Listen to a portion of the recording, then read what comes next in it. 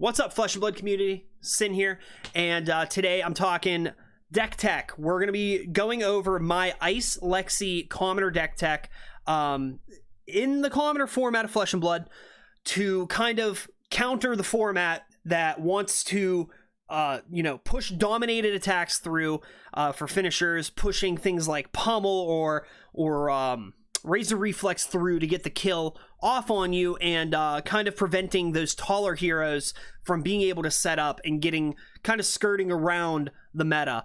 So without further ado, let's go through the deck tech, and let me know if you guys like the video. If you do, leave some feedback in the comments. If you try this deck list out at a local event, tell me how it goes.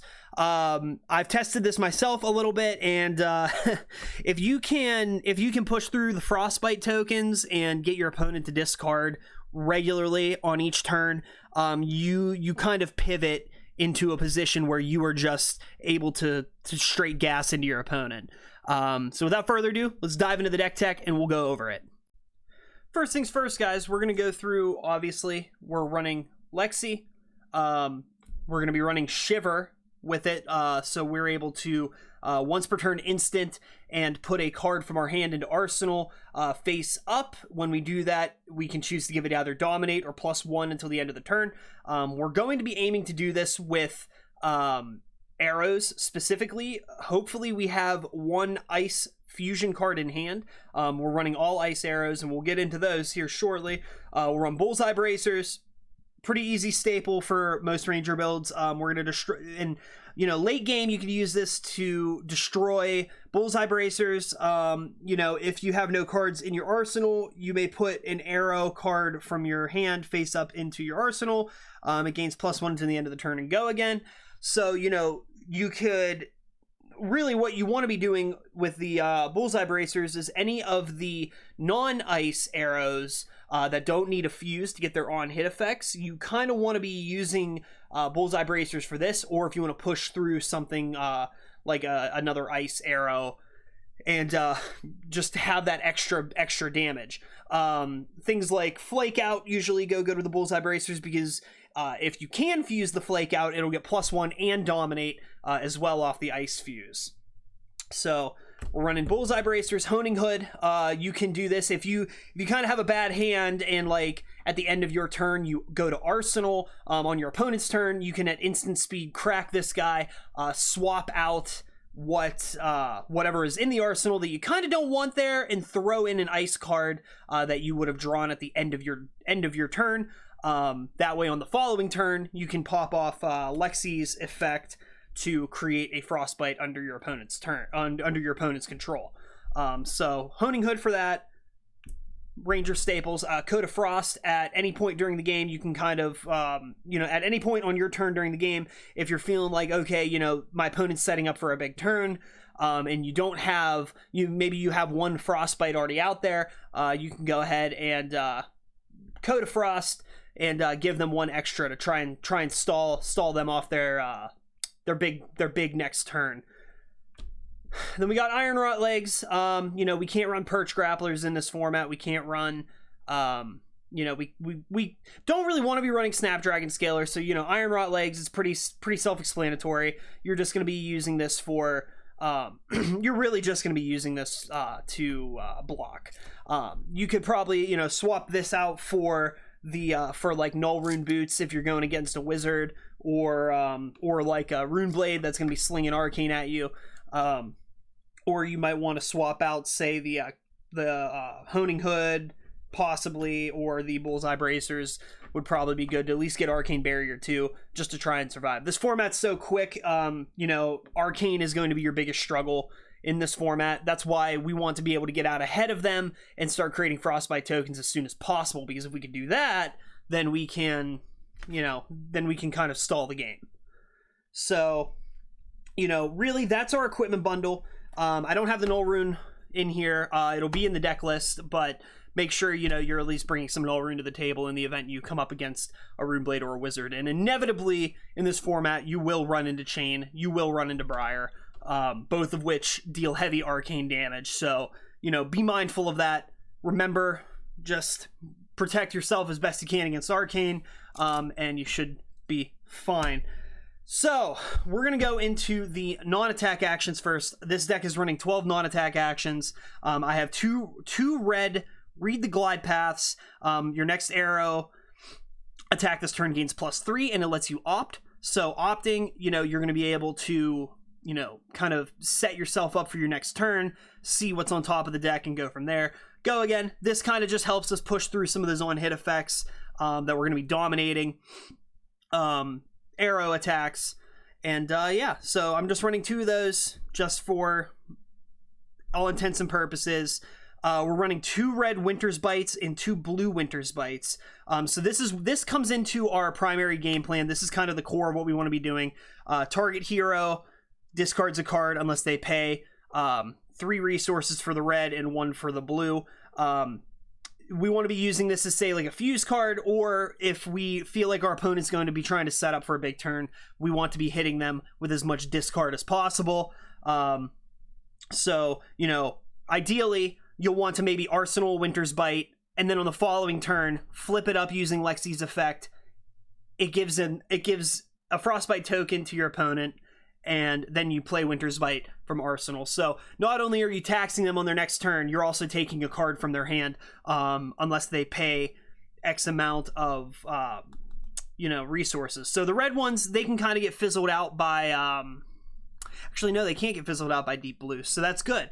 So yeah, you're basically just taking cards from your opponent's hands, mercilessly taking them from your hands, from their hand. So then Polar Blast, we're running 2 red Polar Blasts. Target opposing hero may pay 3 resources. If they don't, your next attack this turn gains Dominate. Now, why are we running this in a list that has our bow giving our arrows Dominate anyways? Well, this lets us maybe pick the +1 option if we want to, or what we could do instead is play one of our other ice attacks that are a little taller. So 2 Polar Blasts, red, and then Chill to the Bone. This is kind of just the threat. This is to kind of pull cards out of your opponent's hand. They're not going to want to take the damage from whatever you're sending at them after you play a Chill to the Bone. The next time an ice or elemental attack hits a hero this turn, create 3 Frostbite tokens under their control. This is a big one. If you feel like your opponents are in this format are going to be setting up huge, tall turns, you want to do this because you are then taxing them, +3 Frostbites. Now, like if you land these back to back and then dominate an arrow off of it, man, you are going to get the leg up real quick. So really, this deck is kind of a control tempo. You're controlling what your opponent can do on their turn to then be able to ping your opponents for maybe 2 or 3 damage per turn until they're dead. That's really the goal here. Chill to the Bone.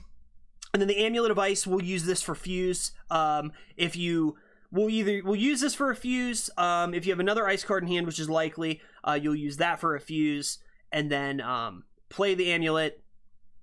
You'll maybe use this as an Arsenal card, a basic Arsenal card to reveal from Arsenal to create that Frostbite at the beginning of the turn, and then go from there. After that, after you Ice Fuse at instant speed, you can break this and force your opponent to discard a card unless they pay 2. So, it's really good in that sense. It's more of that discard. It's more of that just controlling threat. So those are our non-attacks. Really, it's just all about taking cards out of your opponent's hand and doing what Ice Lexi does best, even in Commoner. So we're going into the attacks. These are some of the tall attacks we're talking about. Icy Encounter. This one has a nice on-hit effect where if it hits, it creates Frostbite token under an opponent. So if you pair this off of a Polar Blast with 1 blue in hand, you could be dominating for 6 and creating another Frostbite token. You're not going to be getting a lot of go again with this deck, but what you will be doing is, creating an environment that allows you to control the pace of the game. Winter's Grasp red, no on-hit effects for these guys. The blues I mainly use for pitching. I'll play them if I desperately need to, but I haven't found that I often need to. The red ones are played in the event that you have a Chill to the Bone that's threatening, and maybe the Polar Blast once again for the Icy Encounter. dominate. Entwine Ice, same deal here. You know, you play them if you got them, play them if you need to. You know, if you fuse this guy, it gains dominate intrinsically, so you know you want to maybe play this off of a chill to the bone. And you know, dominate is very good in this format, so you know, just sneaking that damage in using cards like Entwine Ice that don't require you to first arsenal an arrow to launch it, you know, it's good. You know, then we're running our arrow package, Blizzard Bolt. If it was fused in anytime an attack deals damage this turn, you're going to be creating a Frostbite under your opponent's side of the field, unless, you know, of course you have to fuse it first with an ice card. But Blizzard Bolt, we're going to be all of the arrows that we put into the arsenal via Shiver. We are going to select the dominate mode, and we're going to want to just get that damage to punch through. All of those on hit effects are what we're looking to achieve. We can give Flake Out dominate intrinsically if we fuse it. So, you know, if you're putting a Flake Out into your arsenal, you might want to +1 it for the 6, and then sling the arrow fused. So it's coming in for 6 dominate. No on hits, but if you're playing it off of like a chill to the bone, you know, you're threatening 3 Frostbites at that point. Dominate's very good in the format, primarily because a lot of the equipment in the format does not have a high defensive value. So your opponent can only block with 1 card from hand. Oftentimes, unless it's a defense reaction, 6 is going through. At least 1 or 2 points of that damage is going through and triggering that on hit effect. Timidity point. So this is one of these are our non-ice arrows. And I think we have more in here. We do. Timidity point. So this doesn't require fuse. These are the arrows that you want to give the dominate to, because you are really going to be slowing down those taller builds that are going to be trying to dominate you in the format. So Bravo, you know, Bravo's effect where he can give his next attack dominate. If this gets through, this shuts it off for a turn, and essentially whenever it hits a hero, attacks they control lose and can't gain dominate during their next turn. So, you know, you were kind of saying, no, only I can dominate things. You are not allowed to. So timidity point. We're running yellow fatigue shots. Why yellow? Yellow mainly to kind of fill out like the pitch ratio. You know, I have found turns where I'm missing 1 or 2, you know, extra resources maybe that I could have maybe gone for a better turn if I had. So, you know, if I need to, I'll pitch a fatigue shot. If I can play it, I'll play the fatigue shot. Basically, when fatigue shot hits a hero, the base attack of the first attack action card they play during their next turn is halved, rounded up. So, you know, this can kind of play as a defensive play. You know, if you know that you can maybe take 4 or 5 damage next turn, maybe not off of Bravo, just because of his crush effects. You know, fatigue shot's good for that because you're able to kind of just have that and you know, block accordingly after the fact. You don't want to be blocking too much in this deck. If you pop off early enough and you can get enough Frostbites, you can slow your opponent down enough, you really shouldn't need to block all that much. You know, we're not worried about big damage here. We're just worried about ping damage over and over and over until our opponent's dead. So we're going to run two red Chilling Ice Veins and 2 blue Chilling Ice Veins, and we're going to want to fuse these. We're going to want to dominate these. If Chilling Ice Vein was fused, whenever an attack deals damage to a hero this turn, they discard a card unless they pay 1. So obviously, you know, this plays back into our initial strategy of creating as many Frostbite tokens as we can and shutting down our opponent from being able to have a turn, essentially. Making them discard, making them, you know, deal with the Frostbite, pay that extra tax, and kind of go from there. Sleep Dart, we're running 2 red Sleep Darts and 2 yellow Sleep Darts. So if Sleep Dart hits a hero, they lose all hero card effects and activation abilities until the end of their next turn. So this shuts down Chane. This shuts down Chane from popping off with long turns using Soul Shackles. This stops Bravo from intimidating, or not intimidating, from dominating. And I believe it also shuts down Rhinar's Intimidate. I could be wrong, but Sleep Dart is essentially what you need to be doing to kind of keep the pace of the game. You want to dominate these as well. This is a perfect card to pop Bullseye Bracers on. Give it that +1. Throw it into Arsenal using Shiver. Dominate it. Send it. Full send it out to your opponent, and force them to lose their hero abilities for the next turn. Now, the classic Ball Lightning, obviously, we're running these just for the simple fact of we're running 2 reds, 2 yellows. The yellows we could use for pitch if we need to. These guys are nice fillers if you are running into a situation where, you don't have maybe a large attack to play. But since all of our arrows are elemental arrows, we're going to use those arrows for things like, say, Chilling Ice Vein, where it says whenever this attack deals damage, Ball Lightning essentially pushes that extra piece of damage through, and we're able to get these on hit effects to hit a lot more consistently. So really, that's that, and that is Ice Lexi Commoner. It's more of a control build.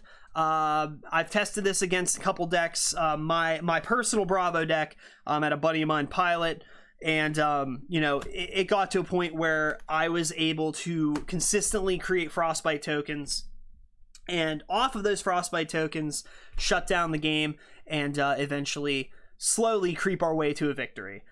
So give it a shot. Just a deck idea, and I appreciate y'all watching. If you want me to do more of these Commoner deck techs, please let me know in the comments below. As always, like and subscribe if you enjoy the content, and I hope to see you out there, and hope to see you playing Commoner. Thank you guys, and have a great day.